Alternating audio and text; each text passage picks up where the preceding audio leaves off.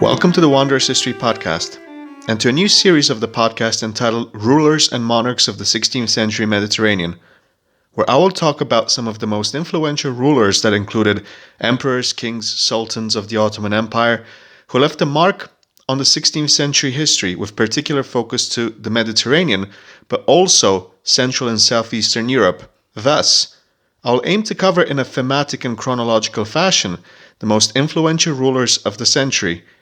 Before I start, I would like to remind you to please hit that subscribe button to never miss any new history material from the podcast. Let's begin. I will want to start with Suleyman the Magnificent while also talking about his predecessor and father Selim I, but also his successors Selim II followed by Murad III.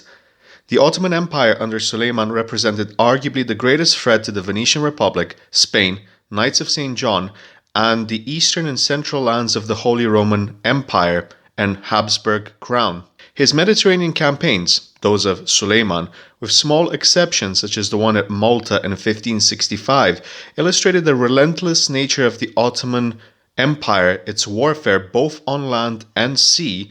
However, by the end of the 1560s, it was clear that the Ottoman Empire was reliant and dependent on continuous and perpetual expansion and conquests. You can check the Ottoman Titans of the Mediterranean miniseries where I talked about the likes of Hayreddin Barbarossa, Piare Pasha, Dragut Rais, and others, instrumental commanders to Suleyman's success in the Mediterranean.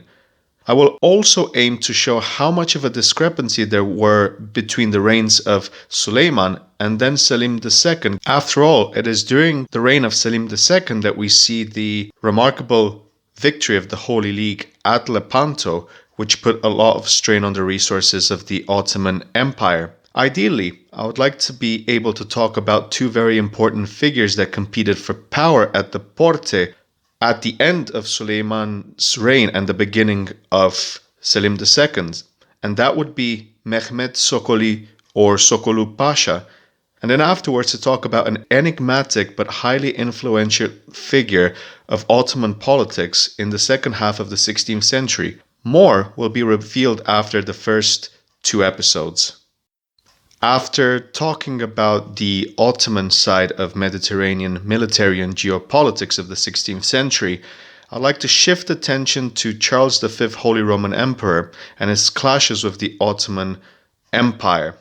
From the perspective of a 16th century Venetian historian, the analysis of Charles V's Mediterranean strategy and campaigns are of crucial importance as they would set a pattern for the rest of the century in regards to Spain, Venice, and the Ottoman Empire. What we see at Preveza in 1538, we see in many respects with the Holy League's attempts to send relief to Venetian Cyprus during the Fourth Ottoman-Venetian War. In many respects, there will be a mirroring of Philip II of Spain and Charles V. Historical figures studied and researched by historians such as Fernand Braudel, Geoffrey Parker, John Gilmartin Jr., and many others. With Philip II, possibly there will be more than one episode looking at the early beginnings until the Treaty of Cateau-Cambrésis and the impact it had on the Italian peninsula, but also on France, which, unlike during the times of Francis I, when they actively helped the Ottomans, were beginning to be torn apart by the French wars of religion. Then it is important to analyze how Spain and Philip II reacted after the calamitous defeat of Gerba in 1560, putting the Spanish navy on the defensive for the remainder of the decade, having an influence over events such as Malta in 1565, ultimately making them very prudent in regards to the Fourth Ottoman-Venetian War of Cyprus. The importance of Lepanto for Spain and how the balance in the Mediterranean of power arguably was recalibrated will almost certainly be discussed, leading to the important truce of 1581 with the Ottomans and the Iberian Union achieved a year earlier. Without a doubt, Philip II of Spain is one of the most complex figures of Spanish and European history, and I'll aim to dedicate a lot of time and attention to him and his reign on this series.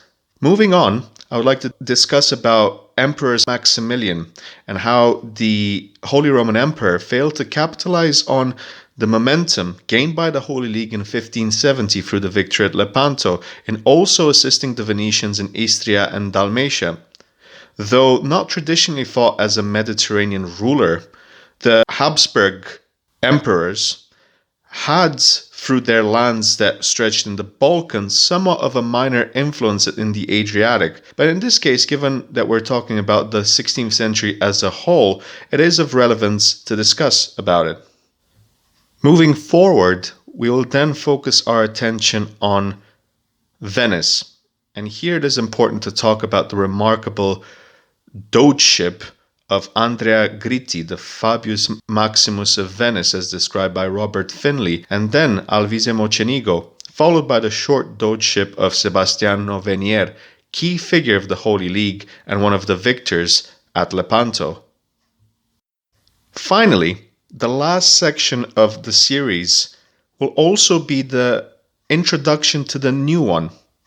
I would like to examine the most influential popes of the 16th century, and here we will look at the Medici popes Leo X and Clement VII, followed by Pius IV and V, with their influence and impact on the formation of the Holy League, their stances on notable events such as the siege of Malta in 1565, the Ottoman siege of Cyprus, and the whole Fourth Ottoman-Venetian War. All in all, the purpose of this new series is to look at the papacy's stance and actions in the broader scheme of the Spanish-Ottoman conflict that lasted from 1560 to 1581, ending with the Truce of 1581. All in all, I would like to deliver a new series that ties up nicely with the previous ones, such as the Venice series, episodes 1 to 4, followed by the Malta miniseries, Ottoman Titans of the Mediterranean. Thus, I hope all of the episodes will be able to deliver the history of that period focused on the Mediterranean. Series, of course, are subject to changes, though if there are any, they will be minor. In the meantime, make sure you subscribe to the podcast if you haven't done so already, to check out the previous series and to never miss any new material from the podcast. Until the next time, all the best.